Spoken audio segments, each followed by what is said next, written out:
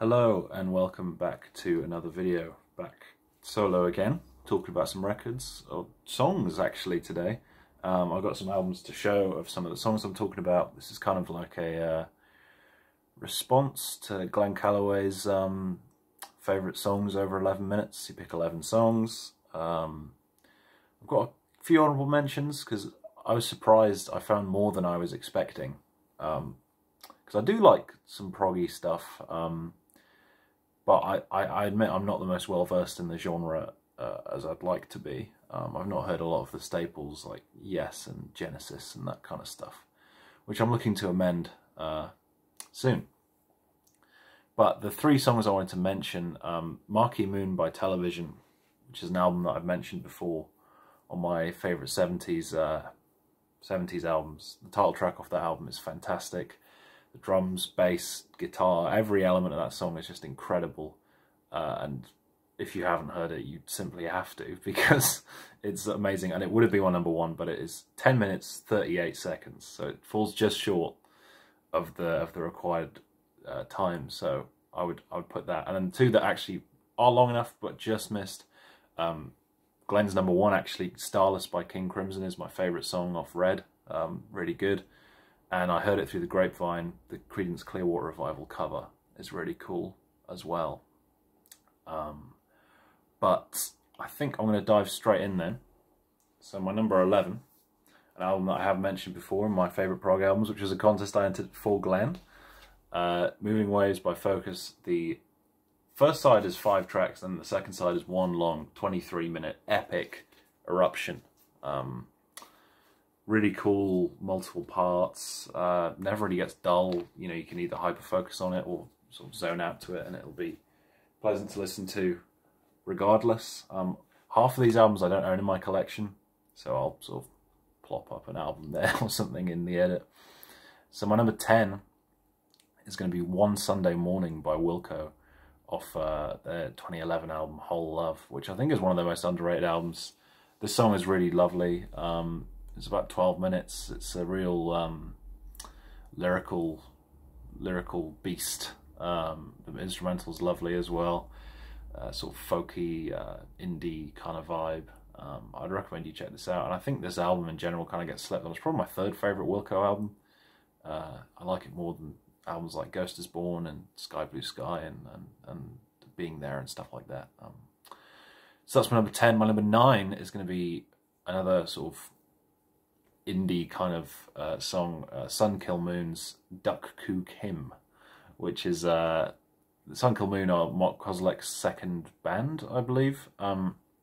He's a sort of Neil Young-esque singer-songwriter, and Duck Kook Hymn is an amazing song, again, lyrically and musically. It's just gorgeous. If you like Americana, if you like Neil Young, you will love this song, trust me. That comes in at about 14.5 minutes, so that's a bit longer. We're going to get even longer. We sort of go back. We started with prog. We had a couple sort of singer-songwriter songs. We're going to go with 2112 by Rush, the title track from their 1976 album. 20 minutes plus. It is unbelievable, all the different parts, especially the first 6 minutes of this song. Absolutely mind-blowing instrumentation. Probably one of the highlights of their prog years, this song. It's probably their second best album of their 70s stuff. I think I like Farewell to Kings a touch more, but it's absolutely fantastic. So yeah, my number 8 is 2112 by Rush. My number 7, we're going into post-rock, Godspeed You Black Emperor, with the Dead Flag Blues. A lot of people go for Storm. I actually prefer F sharp, A sharp Infinity over Lift Your Skinny Fists. I think the Dead Flag Blues is a really cool song. It's got a really cool atmosphere. It sort of feels like the end of the world. It's really gloomy and bleak, but it's also got a great riff, and then the cello work towards the end is really cool as well. So that'll be my number 7. Finally, we got another album to show. My number 6 is another one Glenn had on his list, which is Bob Dylan, Sad-Eyed Lady of the Lowlands. It's also my favourite Bob Dylan album. It was on my 60s list, of course. I think Sad-Eyed Lady is an absolutely amazing song. In fact, like, if I look at the track list, it's probably up there with some of the best songs on the album, and This is an album that I really, really adore. You know, I'd put it up there with some of my favourites on there, like Fourth Time Around and Visions of Johanna, and you know, Memphis Blues Again. Just One of Us Must Know. Just an absolutely stacked album.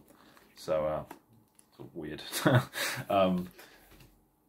that's Bob Dylan at number 6. Number 5, we're going to stick with the 70s, well 60s/70s singer-songwriters.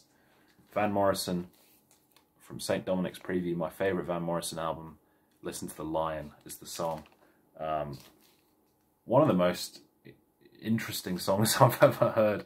I wasn't really sure how to react the first time I heard it. Jackie Wilson Said is a sort of the lead single off the album. It's a really poppy, like amazing song. Like it's one of his most catchy songs and happy songs. And then you get through the album and you get to this, which is like this sprawling sort of animalistic song where Van is like doing all these weird grunts and yelps and stuff like that, which is got one of the most captivating vocal performances you're ever going to hear. So Listen to the Lion is definitely worth your time, as all these songs are. But number 4, that was number 5. Number 4 is from another album that I have mentioned on my prog list, which is Wish You Were Here by Pink Floyd. Shine On You Crazy Diamond, parts 1 through 5. Absolutely love it. Amazing. Was a real big part in getting me to really love, you know, classic rock. The sort of one of the first super long songs that I really fell in love with. The amazing hook on it, the keyboard work, the guitar work, obviously. Just a phenomenal song. And again, the fact that this is only at number 4 kind of breaks my brain a little bit. Number 3, another one that was on Glenn's list, and we're returning artist, Bob Dylan, Desolation Row. I agree. One of his all-time great songs. The lead guitar work on this song is fantastic. Bob's vocals, the lyrics, obviously. It never really gets dull, considering how long it is. I always forget that it's like 11 minutes long. In my head, it's like 8, you know. But that's kind of a testament to the song. It's maybe my Like a Rolling Stone. Between those two, is my favourite on Highway 61. Number 2 is another album I don't know, because funnily enough, I kind of like this album. I don't love it, and it is another album that Glenn mentioned, The Doors' debut. I don't know what it is. It's I like a lot of this. I like Break On Through to the Other Side, and I like this song, The End. It's just the middle part of the album. I'm just like, as much as I love those 2 songs, that isn't enough for me to want to own it, unless I would find it really cheap. So The End is always been one of my favourite songs of the 60s. The use of it in Apocalypse Now, obviously, is absolute classic. Just unbelievable Descent into Madness song, a song that feels like a film, you know. Amazing vocal performance by Jim Morrison. Yeah, I just adore it, and I don't love the Doors that much, but that song is the real deal. I've loved it for a few years now. So yeah. And then my final one is, I don't know, if you know me, you're probably expecting this. If you don't know me, it's probably a bit of a curveball, but it's from 2022. It's from Black Country New Road's second album, the final album with frontman Isaac Wood. This is the limited edition blue version, which is kind of cool.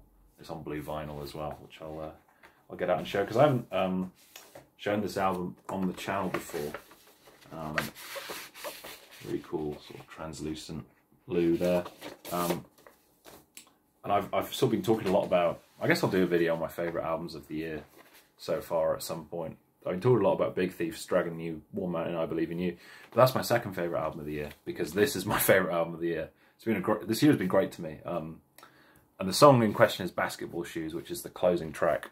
Much like Satellite, the Lowlands, it is the only song on the final side of the album. Really amazing, emotional, epic, sprawling, multi-part song. It's about 13 minutes. It's got some parts that feel very like post-rock, sort of jazzy, I guess. Parts that are almost more rocking. And then the final part is very sort of Arcade Fire-y, euphoric, chamber, indie, whatever. So that's my number one pick, and I'd like to see what other people have picked. So leave some comments down below, and cheers.